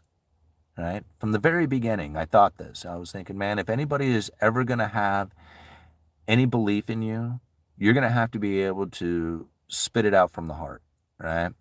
And so when I did these videos, when I started doing YouTube videos, I would do them in one shot, pre-recorded videos, and I would have to do them over and over again because I would not accept it if I said or if I did any of that stuff, I would end the video and I would start it over again. I wouldn't accept it. And so what I found is the more I did that, the harder I would try to not do it, and the more it became very natural for me to not do it because I was focused on not doing it, and I would have to start the video over and over again, and 20 takes later, I'd finally get it done. I finally got to a point that I was like, you know what? This practicing over and over again makes you sound really like you know what you're talking about because you rehearsed it so many times in a row. All right. And so even on then, it was just like, I'm not delivering them a good, authentic message. You're going to have to do this live. You're going to have to do it live if you're really going to do this and do it right. All right. You know, be the real deal. So very nervous to do it. And I would get like, I would literally feel like panic almost before I would start a live stream. But I would do them consistently. I started doing live streams over and over, one right after the other, not doing pre-recorded. I just did the live streams because I was trying to get into that energy of doing it in one shot, one take. No 20 takes later to sound intelligent, one shot at doing this. If you can get them, if you can keep them interested, if you can keep them educated, keep them entertained, whatever it is that, you know, I'm trying to do, if I can keep that going in a live stream, without edits, without redos, then you're giving them the true authentic message, you know? And that's why I've stuck with it. That's why I enjoy doing live streams. And now I find it very difficult to do a pre-recorded. Like I try to do pre-recorded now and I just can't do it. It just doesn't, I don't feel natural. It doesn't feel good. And even like uploading the video, it doesn't even feel like I'm being that authentic like I have been if I was to do a live stream. Reminds me of my speech class in college. 40 people still haven't hit the like button. Please do that as soon as possible.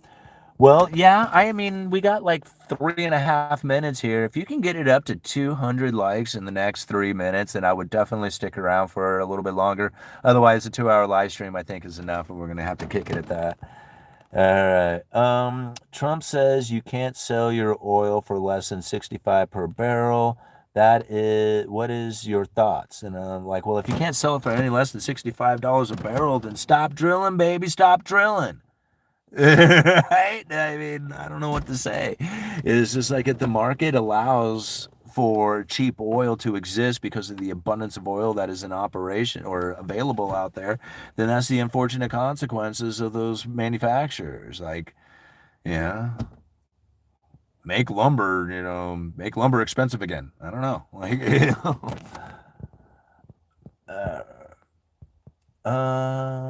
if not for the 401k loans, I'd have been homeless after my divorce. Yeah. Well, the more I started thinking about it, because I've been building up my 401k and I never really give it that consideration because it wasn't a number that was up to a point that I would want to borrow money against it, I guess. But now it's getting closer to the idea. I'm like, man, that's pretty cool. I could borrow like money, buy a cheap car or whatever if I needed to buy a $5,000 car or something like that. I mean, and thinking I could pay the loan back to myself or, and I'm just having like these kind of considerations that are going with it. And, it wasn't an option that I really had before until I built it up, right? And I never even considered because it wasn't an option. So now that it's there, it's like, man, all of a sudden the world is kind of opening up in a different way because I never really thought about taking loans out from a bank because I don't want to pay the interest to them. I would much rather just save my money and put it into a return on an asset or something. But now I'm thinking differently since I can borrow the money from myself and pay myself back in that way. It's just like, man, yeah, that's pretty cool. To not only have the retirement fund there, but then also to be able to borrow the money because, withdrawing it has taxes and fees. Okay, we got 167 likes. I guess everybody who's in the live stream right now has already hit the like button. All right, you could do a pre-recorded video of your thoughts, pro and con on why a guy should take his employer's 401k deal. You made a good point I never considered due to my ignorance, be my own bank. Yeah, I mean, well, there's all kinds of like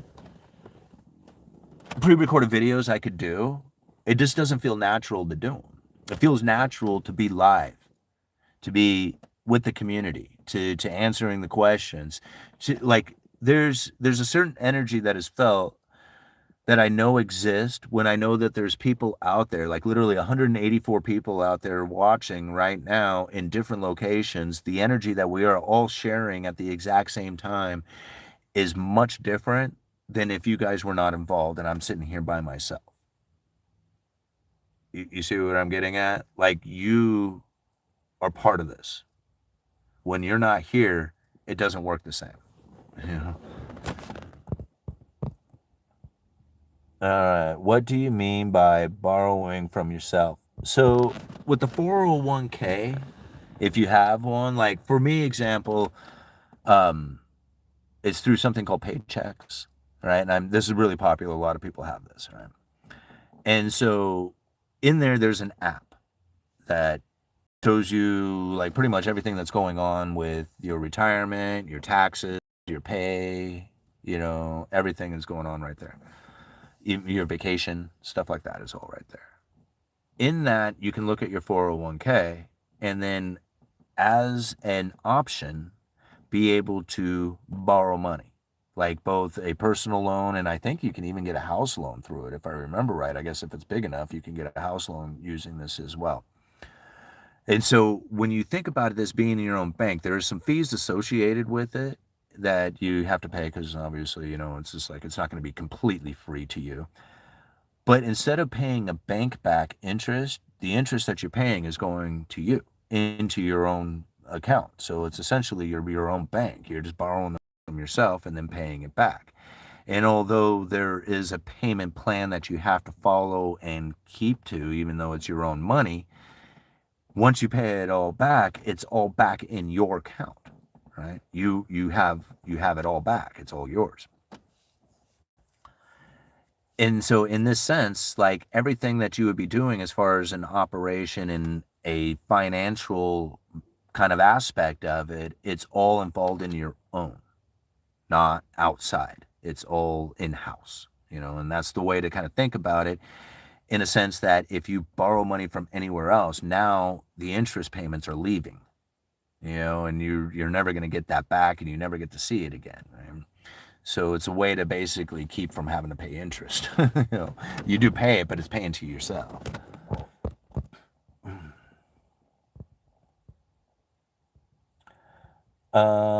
So you take out a loan and that money misses out on the market gain of 20%. That sounds like a terrible idea, actually. Well, I mean, I guess in that sense that if you are anticipating on getting that from the market on your loan and keeping it out during that time. So, I mean, in that fashion, I could imagine that you would probably feel that way about it, right? And that you would rather have taken it out from. So, I mean, I guess you'd have to look at it like how much does the gain versus the interest that you pay, right? And is that worth it? And for how long? To me, I don't want to be in anything other than the assets itself, right? Like, I don't want to be in debt and I don't want to be in a high standard of living that costs a lot of money. I don't want to be in any of those positions. The position that I want to be in is low, cheap as possible, and high flow of cash, whatever direction I can get that from. And so when I think about like borrowing money, I don't think about borrowing such an extent amount of money that it would start to impact my gains in investments. Like my borrowing of money is very short term and very low. $3,000 that I intended on paying back in less than 10 months, right? And because I was going to basically buy one bar back every month for 10 months. And it actually happened much quicker than that. We were able to, I let some buddies buy a couple of the bars. Just one of them had a kid and wanted to buy one of the 10-ounce bars for his kid. And then I had another buddy who had recently come into some money, and wanted to put some into silver as well. And he had already purchased silver online, some bullion, but then I let him buy a couple of 10-ounce bars. But then I bought the rest of them back, right? So I got essentially all of them back, and I did it within just a few months. But that's, again, how do you deal with it?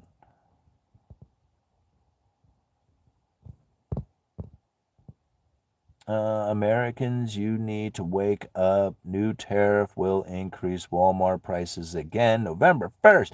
Dun, dun, dun.